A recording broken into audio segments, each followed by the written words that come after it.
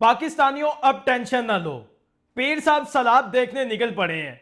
जी हां, डोली में बैठे, आगे डोल धमाके वाले, पीछे हजूम, जैसे किसी शादी की बारात हो।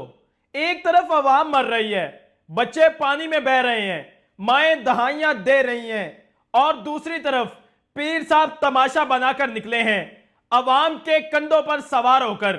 पीर साहब, आप डोली से नीचे उतरें, अवाम का सहारा बने, किसी गरीब बच्चे का हाथ पकड़ें, किसी बेवा के आंसू पूंजें।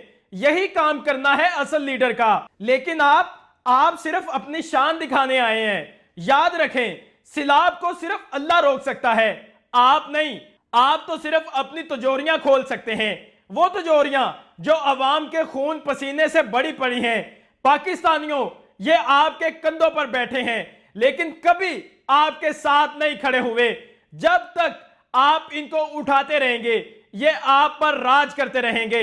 लेकिन जिस दिन आपने इनको अपने कंधों से उतार दिया, उसी दिन वो तिजोरियां भी खुलेंगी जो आपके पैसों से भरी हुई हैं, और वो महल भी टूटेंगे जो आपके पैसों से बने हैं। सिलाब ने दरिया में डुबोया है, लेकिन असल सैलाब तो ये पीर, ये जागीरदार, ये वडेरे हैं। इनको अगर आपने उठाना बंद ना किया तो पाकिस्तान कभी नहीं बचेगा।